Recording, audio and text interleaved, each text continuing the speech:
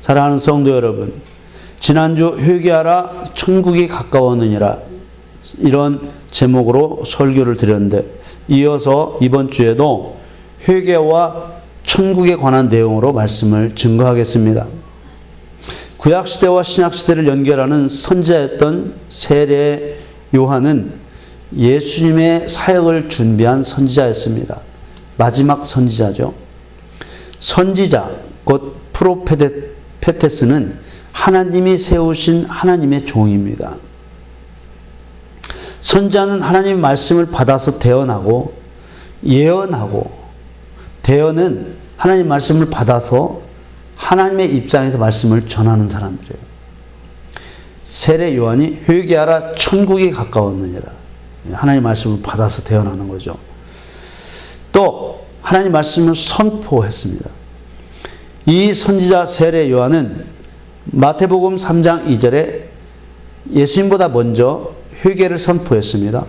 회개하라 천국이 가까웠느니라 하였으니 회개를 선포한 것입니다. 이 시대는 회개의 선포가 아주 희미한 시대입니다. 우리가 살고 있는 이 시대는 회개하라는 말이 듣기 어려운 시대를 살고 있는 거죠. 회개하라는 말을 잘 하지 않습니다. 교회마다 회개의 선포를 싫어하는 시대를 살고 있습니다. 성도들이 은혜 받기를 사모하면서 회개하며 진정한 하나님께로 나아가는 길을 스스로 포기하는 그런 모습이 드러나고 있는 것입니다. 교회 강단에서 회개의 선포가 사라지면 사단은 좋아서 춤을 춥니다. 사단이 가장 좋아하는 것, 회개 없는 거짓 신앙. 회개 없이는 결코 천국에 갈 수 없기 때문입니다. 가만 놓아둬도 저절로 지옥 가는 인생. 세례 요한과 예수님께서 가장 먼저 회개를 선포한 것만 봐도 회개의 중요성을 우리가 충분히 짐작할 수 있죠. 예수 그리스도를 나의 주인, 나의 구원자로 믿는 믿음으로 사람은 구원을 얻는다고 성경은 증거합니다. 그러나 회개가 없으면, 따르는 회개가 없으면 그 믿음은 거짓이 되고 마는 것입니다. 하나님으로부터 창조된 저와 여러분이 하나님으로부터 떠나 있다가 하나님께로 돌아왔습니다. 우리는 본래 하나님의 것입니다. 하나님의 자녀입니다. 하나님의 창조물입니다. 그런데 하나님을 떠나 있었죠. 그런데 은혜로 하나님께로 돌아왔다 그 말입니다. 떠나 있는 동안 우리는 그냥 떠나만 있었던 것이 아니라 온갖 우상을 섬기고 죄를 범했습니다. 우상을 섬기는 일은 하나님께서 가장 싫어하시는 일이죠. 불교, 조상제사, 미신, 잡신, 점치고 굿하는 무속, 천주교, 이단, 이런 모든 우상과 악을 섬기는 것들, 이 죄들은 따지고 말할 필요도 없이 지옥에 던져질 죄입니다. 하나님께로 돌아왔으면 잘못한 것은 잘못했습니다. 앞으로 절대로 하나님을 떠나지 않겠습니다. 이런 고백이 있어야 되는 것이죠. 마음대로 하나님을 떠났다가 하나님의 은혜로 돌아왔는데 아무런 고백 없이 아무 일도 없었던 것처럼 하나님을 만날 수는 없는 것입니다. 아멘. 세례 요한이 회개를 선포하자 사람들이 듣고 예루살렘과 온 유대와 요단강 사방에서 다 세례 요한에게 와서 자기들의 죄를 자복하고 요단강에서 세례를 받았습니다. 세례 요한은 세례 요한에게 나온 많은 사람들이 세례 요한에게 자복을 했는데, 이 자복이라는 것이 무슨 뜻인지 알게 되면 회개를 어떻게 하는 것이 진정한 회개인지 알 수가 있게 되는 것이죠. 자복이라는 행동은 단순히 자기의 죄를 스스로 이렇게 토설하는 것보다 더 많은 의미를 가지고 있습니다. 자복이라는 우리 한국말의 뜻은 자기의 죄를 스스로 고백하고 복종한다는 뜻이에요. 그렇지만 자복으로 번역한 성경의 원어 엑소몰로게오는 자복에 대한 하나님의 의도를, 자복이 무엇인지 충분히 알 수 있도록 여러 가지 뜻을 가지고 있습니다. 그 엑소몰로게오라는 자복에 담겨 있는 뜻들은 약속하다. 하나님과 어떤 약속인가 하는 거죠. 예, 죄를 다시는 짓지 않겠습니다. 이런 약속. 하나님께로 돌아와서 다시는 떠나지 않겠습니다. 이런 약속이 있어야 된다는 거예요. 고백이 있어야 되는 겁니다. 하나님, 내가 어떤 죄를 져서 잘못했습니다. 이런 고백이 있어야만 되는 거예요. 자복이라는 것이. 또 시인하는 겁니다. 하나님이 나의 주인이십니다. 나의 왕이십니다. 하나님을 인정해야 된다는 것입니다. 또 하나님을 찬미한다는 뜻을 가지고 있습니다. 하나님을 칭찬한다는 뜻을 가지고 있습니다. 이렇게 하나님께로 돌아온 자는 하나님을 찬미해야 되고 하나님을 높여드리고 하나님이 오르심을 말해야 할 필요가 있는 것이죠. 그런 것들을 다 뭉뚱그려서 성경은 엑소몰로게오, 자복이라고 한 단어로 지금 쓰고 있는 것입니다. 그러므로 성경적인 회개가 이루어지기 위해서는 이 자복한다는 말에 담겨있는 뜻대로 죄를 먼저 고백하고 이 뜻대로 행해야만 되는 것이죠. 자복은 내가 하나님께 하는 것입니다. 그러므로 자복은 먼저 자기의 죄를 고백하는 것으로 시작합니다. 내가 지은 죄목이 무엇이고 내용은 무엇인가 고백하는 것입니다. 두 번째로는 하나님을 시인하는 것입니다. 하나님을 시인한다는 것은 오직 하나님만이 유일하신 참신이심을 인정하는 겁니다. 하나님이 나의 창조주, 왕이심을 인정하는 겁니다. 하나님이 나의 아버지심을 인정하는 것입니다.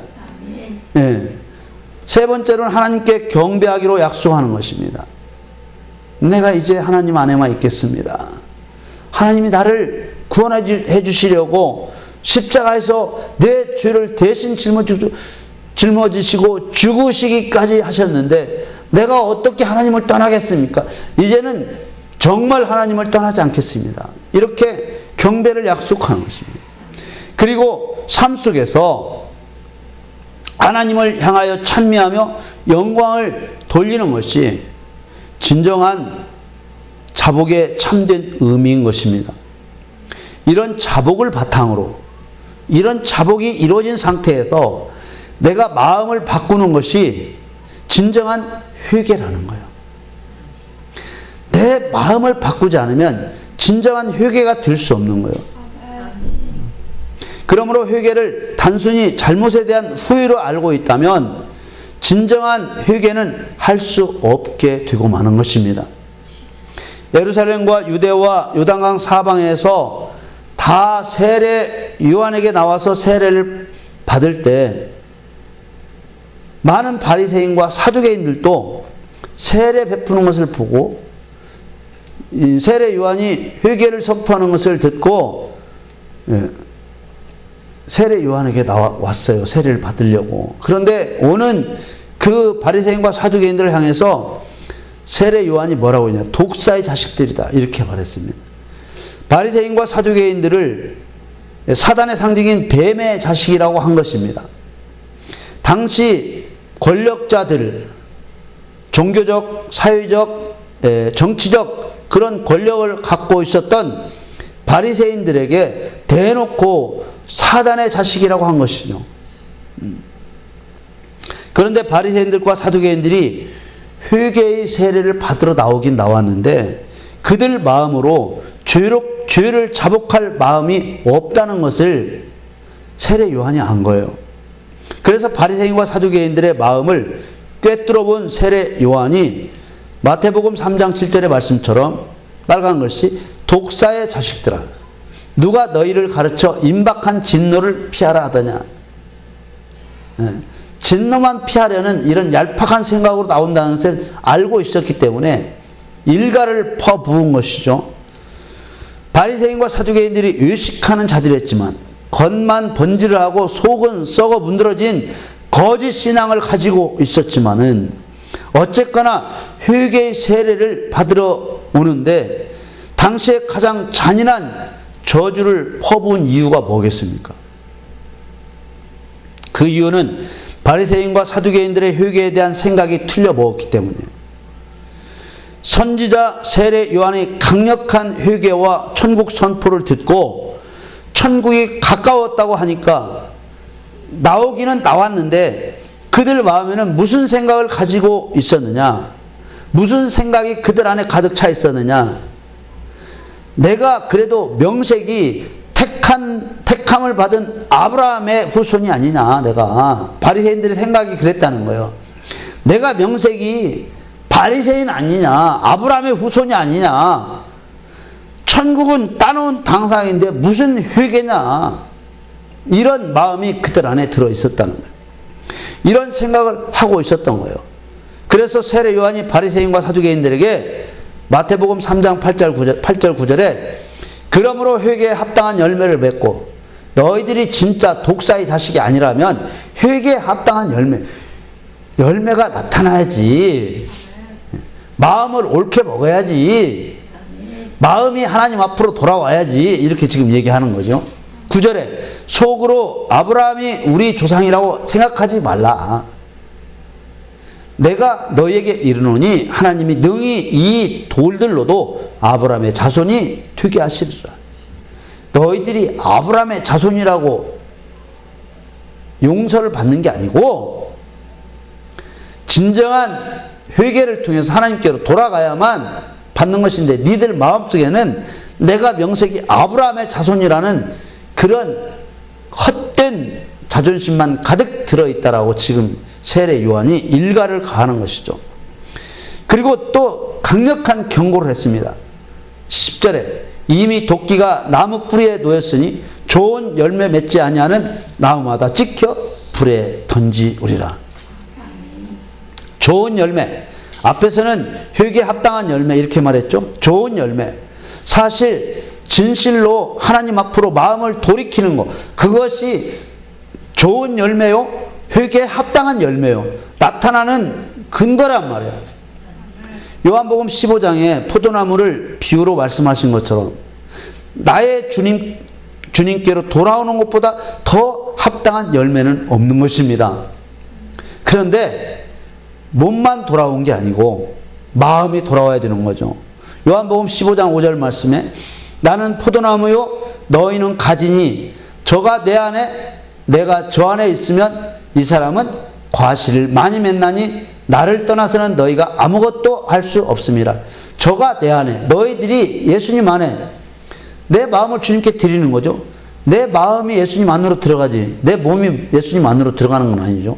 물론 세상 모든 곳에 편재해 계시는 하나님께로 내가 얼마든지 들어갈 수 있는 것이지만 여기서 말씀하시는 것은 예수님에게서 나가 있으니까 안으로 들어오라고 말씀하시는 거잖아요. 마음이 떠나 있다는 것을 말하는 것이죠. 내가 저 안에 있으면 이렇게 말씀하시는 거예요.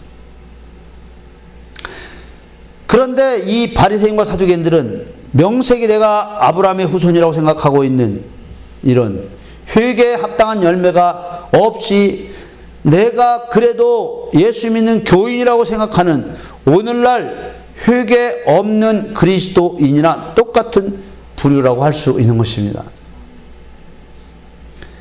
회개에 합당한 열매가 없는 가장 확실한 증거는 몸은 예수님을 믿는 사람 같은데 사는 것은 자기 주관대로 사는 거예요.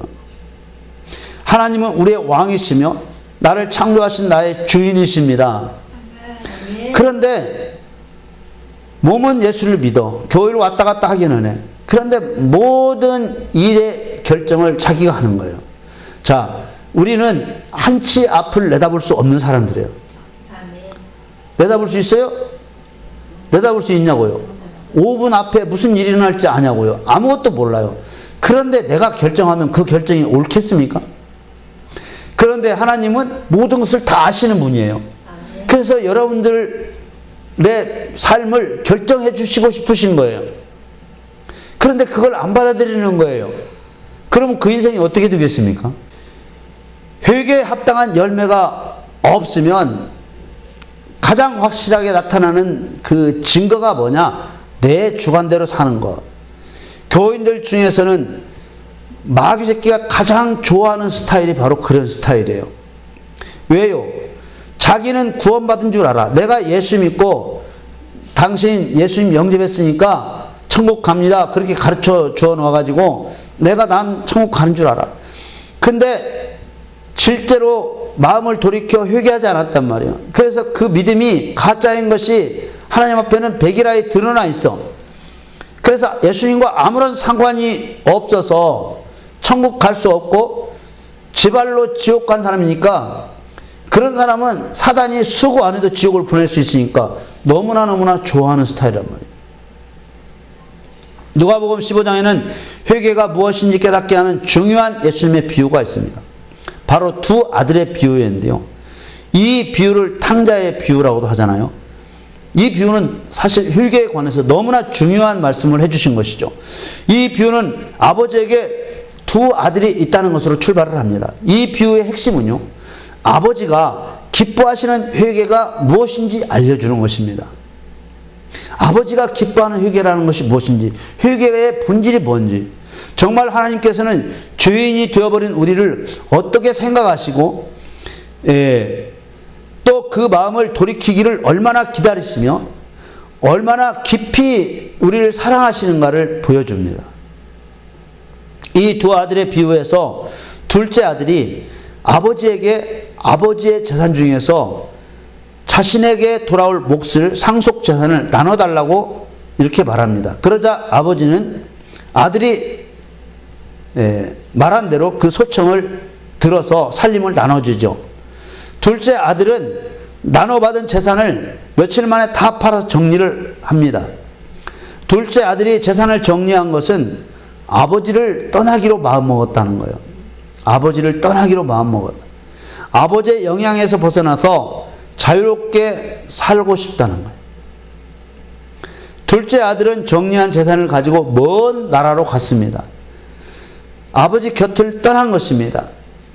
아버지 곁을 떠난 둘째 아들은 허랑방탕하에서 그 재산을 다 허비해 버렸습니다. 그러자 그 나라에 큰 흉년이 들었습니다. 성경에는 이 아들의 형편을 이렇게 말하고 있습니다. 누가복음 15장 14절에 다 없이 한 후 그 나라에 크게 흉년이 들어 저가, 그 둘째 아들이 비로소 궁핍한지라, 이렇게 말했습니다. 이 비로소라는 말은 헬라어 아르코마이라는 말인데 시작하다, 통치하다, 그런 뜻이에요. 이 궁핍해지면 하나님의 통치가 시작됐다는 신호랍니다. 네. 이 말을 사용한 것은 가난으로 이 둘째 아들을 하나님께서 통치하기 시작하셨다는 것을 말해주는 거라고. 종말의 징조에서 빠지지 않는 것이 가난, 기근입니다. 하나님은 개인적인 회개를 촉구하기 위해서 사용하시는 방법이 뭐냐? 개인적인 회개를 이끌어내기 위해 사용하시는 방법이 뭐냐면 질병과 가난이에요. 대표적인 예를 성경에 기록해 놓은 것이 곧 욥기예요. 하나님께서는 욥의 회개를 끌어내기 위해서 욥의 몸을 치셨고 욥의 모든 재산을 치셨습니다. 오늘 누가복음의 비유에도 둘째 아들이 간 나라는 미국, 중국, 이런 어떤 특정한 나라를 말하는 것이 아니잖아요. 하나님의 통치를 벗어나서 세속적인 세상으로 나갔음을 의미하는 겁니다. 하나님의 통치를 벗어났음을 의미하는 거예요. 한마디로 마음이 하나님을 떠난 상태를 말하고 있는 것입니다. 인간은 누구나 하나님을 떠난 사람이었습니다. 그래서 로마서 3장 23절에 모든 사람이 죄를 범하였음에 하나님의 영광에 이르지 못하더니, 이렇게 증거하고 있는 것이죠. 예수님께서는 하나님을 떠난 모든 인간을 아버지를 떠난 둘째 아들로 비유하셨는데, 왜 둘째 아들로 비유하셨냐? 사람보다 천사를 먼저 지었잖아요. 피조물 가운데서 인격적인 존재로 천사를 먼저 지었어요. 그래서 먼저 지은 순서대로 천사들을 첫째 아들이라, 사람을 둘째 아들이라고 비유를 하신 것이죠. 둘째 아들이 비로소 궁핍해졌다는 것은 하나님을 떠난 하나님의 택한 백성들의 회개를 촉구하고 하나님께로 돌아오게 하시려고 은혜로운 사역을 시작하셨음을 알리는 개인적인 신호와 같은 것이다. 또 국가적인 가난, 세계적인 가난이 와요.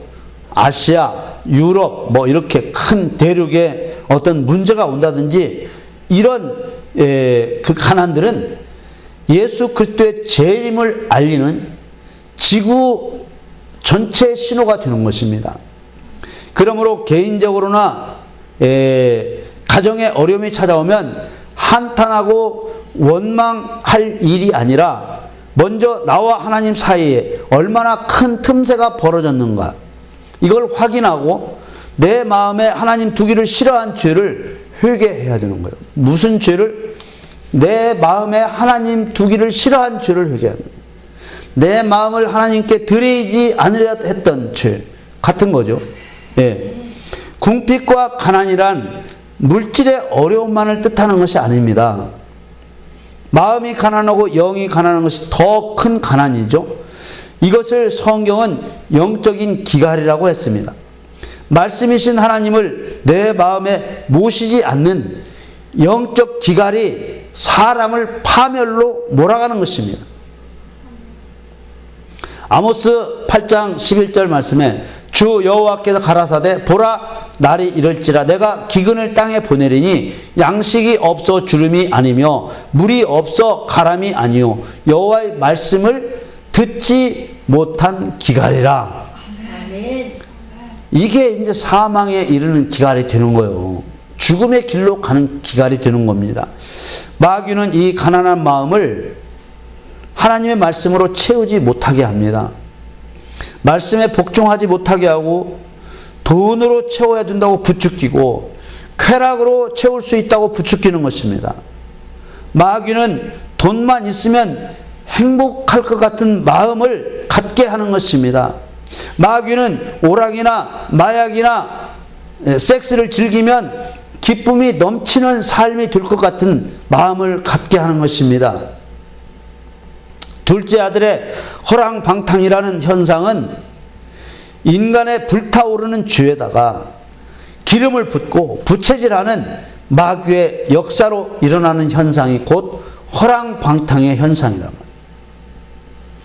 이와 같이 하나님을 떠나 마귀의 올무에 걸려들면 그때부터는 마귀와 죄의 사슬에 묶여서 마귀의 종이 되고 마는 것입니다.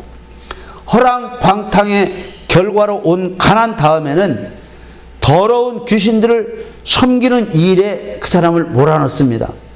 예수님의 비유에는 돼지를 치게 하였다고 말씀하고 있습니다. 성경의 돼지는 좋은 의미로 나타난 때가 한 번도 없어요. 시편 80편 13절에는 돼지가 귀신의 모습으로 나타납니다. 수풀의 돼지가 상해하며 들짐승들이 먹나이다. 악한 귀신의 하나로 등장하는 것입니다. 영혼이 기갈에 빠지면 돼지 소굴에서 돼지들과 같이 사는 것 같이 귀신의 소굴에서 귀신들과 함께 살아가게 하는 것이죠. 하나님을 떠나 있으면 그 사람의 마음도 그 사람의 가정도 그 사람이 삶은 모든 영역에서 귀신이 득실거리게 되고 그 속에서 귀신과 함께 살아가게 되게 된다는 거예요.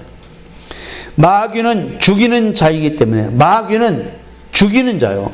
거짓말하는 자요. 그렇기 때문에 마귀의 종이 되면은 최악의 상황이 뒤따르는 거예요. 그냥 그대로 가게 만들지 않는 거죠. 누가복음 15장 16절에 저가 돼지 먹는 쥐엄 열매로 배를 채우고자 하되 주는 자가 없는지라. 쥐엄 나무의 열매는 소나 돼지의 여물로 주는 그런 콩같이 생긴 나무의 열매예요. 그런데 그것을 좀 먹고 배를 채우고자 해도 주는 자가 없다는 거예요. 어떻게 돼요? 지금 죽음이 찾아오고 있다는 거죠. 마귀는 허랑방탕하게 재밌게 놀게 하고 그놈이 끝나니까 쥐엄나무 열매도 먹을 수 없게 만들고 또 어떻게 하는 거예요?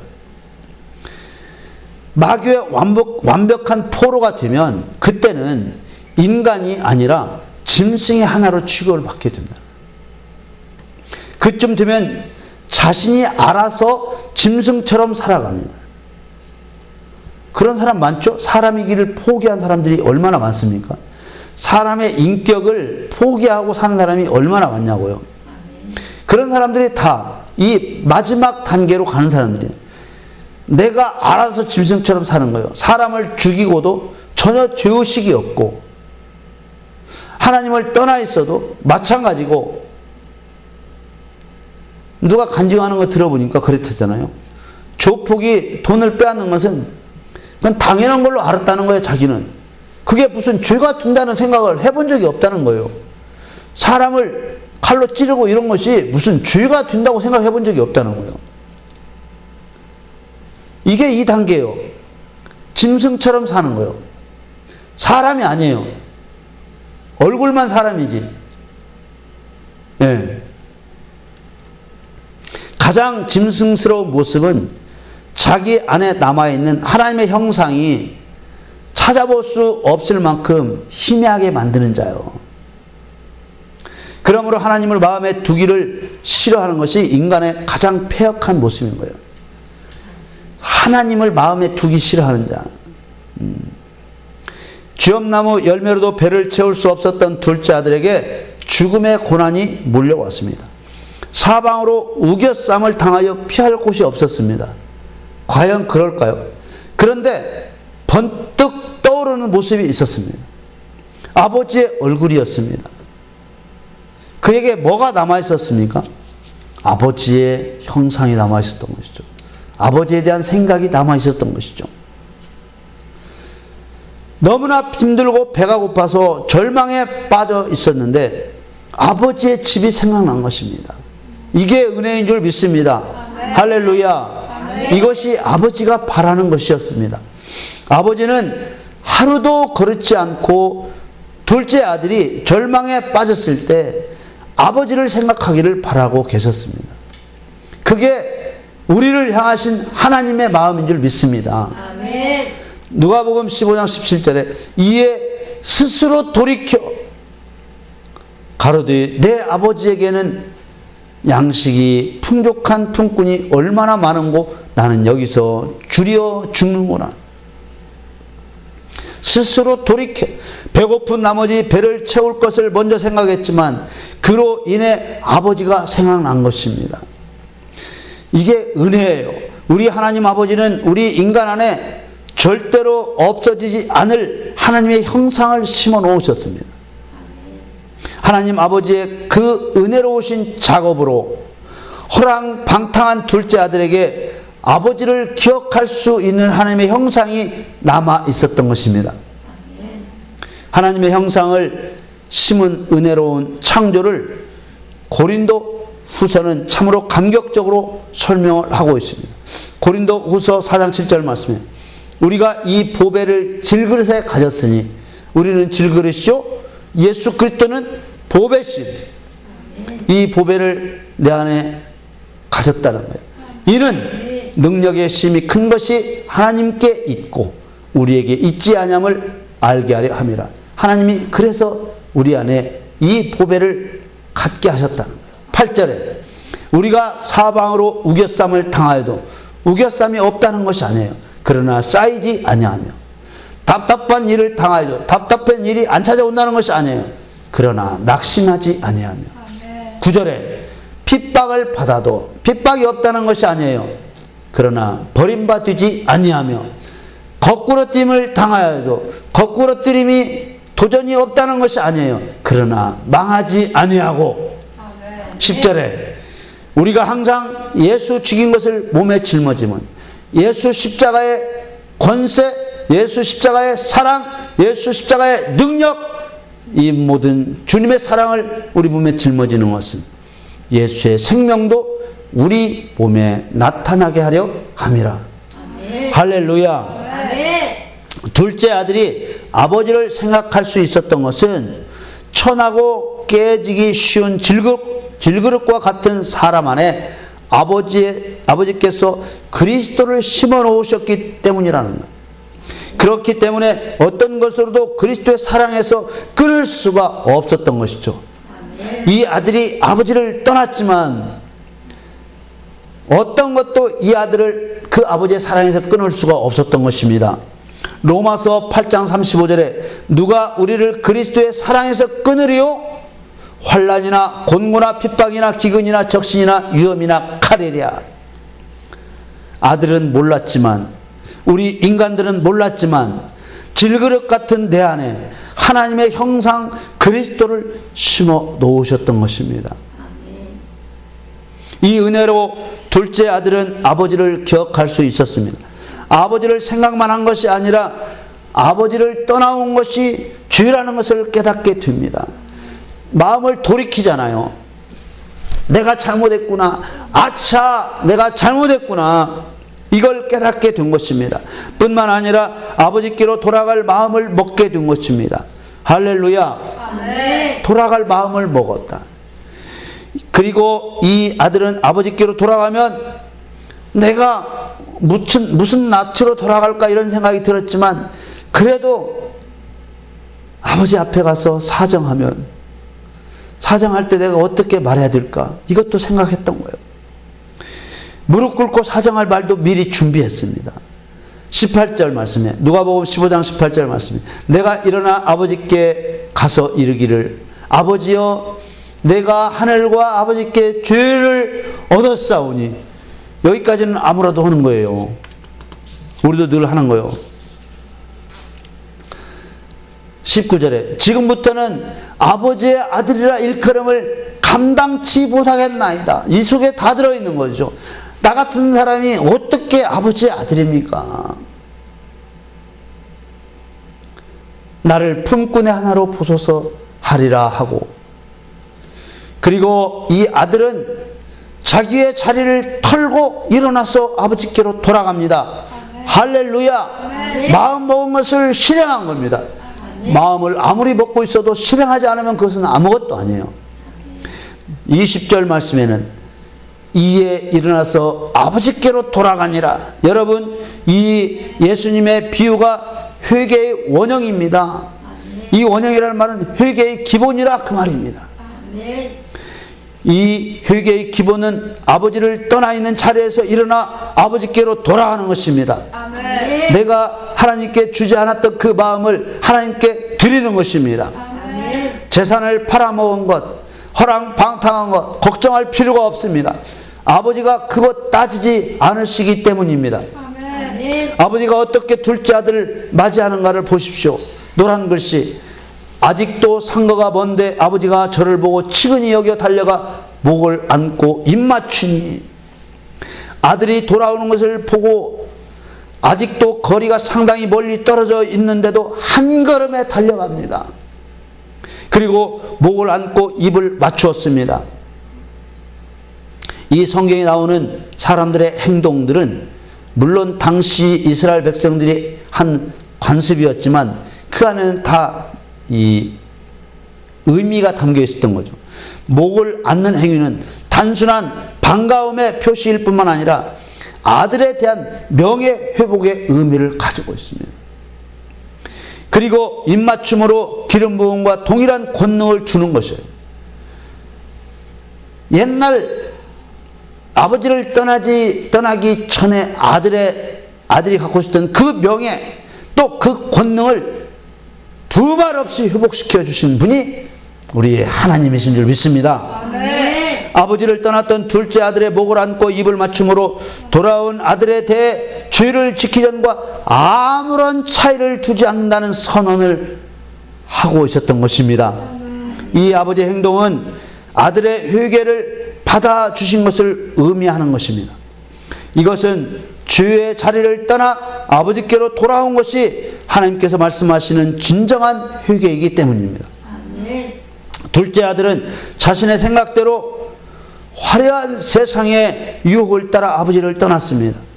세상에서의 실패를 경험하고 처참한 상황을 겪으며 아버지를 기억했습니다. 그리고 그 자리를 떠나 아버지께로 돌아왔습니다. 아버지는 둘째 아들에게 아무것도 묻지 않으셨습니다. 그러나 아들은 아버지께 너무나 죄송해서 침묵할 수가 없었습니다.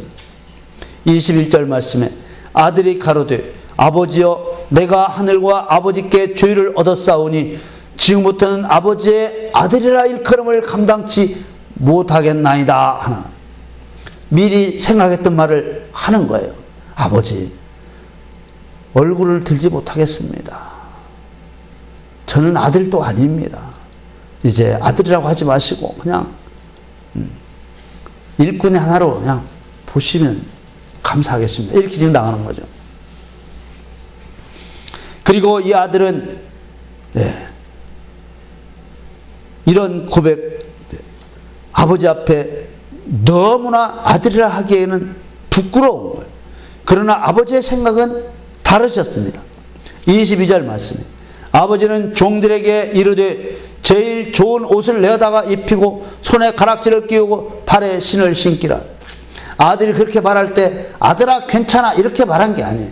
그러면 서로 얼굴 쳐다봐야 되니까 종들을 향해서 말씀하시는 거예요. 야, 제일 좋은 꺼내와라. 또 가락지 끼워라. 발에 신 신겨라. 무슨 의미가 있을까요? 아버지는 돌아온 아들에게 옷과 가락지와 신발을 신겨 상속자로서의 모든 지위를 회복시켜 주는 거예요. 아멘. 상속자로서 모든 지위를 회복시켜 주셨다는 것은 회개하고 돌아온 아들에 대한 하나님의 한량없는 사랑을 증거하신 것입니다. 아멘. 이미 주신 거 다 말아먹었어도 또 상속해 주시는 것입니다. 상속해 주시지 않으면 어떻게 하늘나라를 가겠어요? 욥의 이야기 동일한 얘기 나와요. 욥이 회개하자 하나님은 처음 주신 복보다 더 충만한 복을 주셨잖아요. 그뿐만이 아닙니다. 이 둘째 아들에게 잔치를 배설하고 온 집이 즐거워한 것입니다. 23절 말씀에 그리고 살린 송아지를 끌어다가 잡으라 우리가 먹고 즐기자. 24절에는 이 내 아들은 죽었다가 다시 살아났으며 내가 잃었다가 다시 얻었노라 하니 저희가 즐거워하더라. 할렐루야. 여러분, 우리는 하나님의 은혜로 죽었다가 다시 살아난 자들입니다. 하나님께서 우리를 잃어버리셨다가 다시 얻은 귀한 존재임을 믿습니다. 아멘. 여러분, 오늘날 그리스도인들 가운데 지난 잘못을 후회하며 하나님께 고백하는 것이 회개의 전부인 줄 아는 사람들이 많습니다. 물론 회개를 하려면 잘못을 인정하고 후회하는 마음이 있어야 합니다.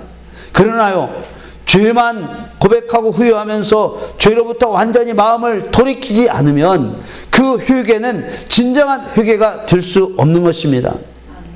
자기 스스로 죄가 없는 의인 줄 알았던 욥이 자기의 죄를 깨닫고 하나님 앞에 자복 회개하자 하나님께서는 어떻게 해요? 욥을 완전히 회복시켜 주시잖아요. 그러면서 욥을 그냥 회복만 시켜주는 게 아니에요. 욥이 그렇게 어려움을 당할 때 욥에게 세 친구들이 왔었는데 그 친구 세 친구 중에 한 명 엘리바스에게 하나님이 불러서 말씀하셔요. 야, 너희들 아까 나에 대해서 말한 것을 내가 들으면서 내가 정말 화가 많이 났었다. 왜 화가 많이 났었다고 말씀하시냐면 너희들이 나에 대해서 올바르게 말하지 않더라는 거예요. 이들은 하나님에 대해서 올바로 알지 못하면서 아는 것처럼 변론을 했기 때문에 하나님께서 화가 잔뜩 나셨던 거예요. 하나님께서는 그런 욥의 세 친구에게 야 이놈들아 너희들 수송아지 7과 수양 7을 취해서 욥에게로 가지고 와서 거기서 욥과 함께 번제를 드려라. 무슨 의미예요? 욥은 제사장의 역할을 한 것입니다. 그렇게 하면 욥이 하나님에 대해서 정당하게 말하지 않은 너희 3명에 대해서 3명을 위해서 기도할 것이다. 그러면 내가 욥의 말을 들을 것이다. 이렇게 얘기하는 거예요. 놀라운 일이 아닙니까? 자식이 다 죽고 재산이 다 날아가고 몸에는 욕창이 나서 기왓장으로 긁고 있던 욥이 회개하니까 회복만 시켜주신 것이 아니라 왕 같은 제사장으로 사용하시는 것을 볼 수 있습니다. 그리고 죄를 용서하심에 있어서 짐승처럼 죽여서 화형시켜버리는 번제를 명하신 것은 모든 죄가 사단에서 나왔기 때문에 사단을 정죄하고 사단이 죄인이라고 아주 선포하고 또 사단을 결박하고 사단을 심판하여서 사단을 멸하지 않고서는 진정한 회개도 들 수 없고 진정한 용서도 있을 수 없다는 것을 하나님은 분명하게 욥기를 통해서 우리에게 또 알게 하시는 것이죠. 우리 인간의 능력으로는 우리 삶과 신앙에 나타나는 여러 가지 일들과 지식들이 무엇이 참이고 무엇이 거짓인지 다 알 수 없습니다. 네? 내가 아들에게 어떤 것을 권하다 해도 그것이 정말 참된 것인지 그렇게 함으로써 실패하게 되고 망하게 될 것인지 우리는 몰라요. 그런데 그냥 우리의 짐작과 우리의 관습을 따라서 우리의 지식을 따라서 그렇게 말하고 있는 것 뿐이죠. 그러나 한 가지 분명한 길이 있어요. 우리는 내가 하는 일이 옳은지 옳지 않은지 알 수 없지만 길은 있다 그거예요. 그 길이 뭐냐? 하나님의 말씀을 따라 사는 길입니다. 성경을 통해 주시는 하나님 말씀에 전적으로 순종하는 것입니다. 내 지식, 내 판단을 썩지 않고 성경으로 말씀하시는 하나님의 말씀을 액면 그대로 믿고 그 말씀대로 순종하면 사단의 거짓말에 속지 않을 수 있습니다. 그러나 대부분의 그리스도인들이 진정으로 성경 말씀에 귀를 기울이고 성경 말씀을 하나님의 말씀으로 인정하며 전적으로 순종하지 못합니다. 사랑하는 성도 여러분, 지금 여러분의 마음이 천국이 되지 못하면 하나님께로 온전한 마음을 돌려드리지 못하면 절대로 천국에 갈 수가 없습니다. 지금 여러분의 마음이 천국이 된다는 말은 나의 주인이시며 나의 왕이신 하나님께서 나의 주인, 나의 왕으로 나와 함께 하신다는 뜻이기 때문입니다. 그러나 회개하지 않는 자에게 천국이 임할 수 없는 거예요. 예수님 선포하십니다. 회개하라, 천국이 가까웠느니라. 천국 받을 준비해라. 그러려면 회개해라. 이렇게 말씀하신 것이죠. 여러분, 진정한 회개야말로 우리를 가장 복되게 하는 것임을 믿습니다. 여러분, 죄를 하나님께 자복하고 여러분의 마음을 하나님께 드리십시오. 여러분이 진정으로 하나님께 마음을 드리면 어떤 사단의 거짓말도 어떤 유혹도 여러분의 마음을 빼앗지 못할 것입니다. 그리고 이 땅에서 성령님의 통치를 받아서 하나님의 나라를 마음껏 경험하시기를 축복합니다. 그리고 회개한 깨끗한 믿음으로 오직 하나님 한 분만을 경배하고 하나님 한 분만을 찬미하며 하나님께만 영광을 돌리는 복된 여러분들이 다 되시기를 예수 그리스도의 이름으로 축원합니다.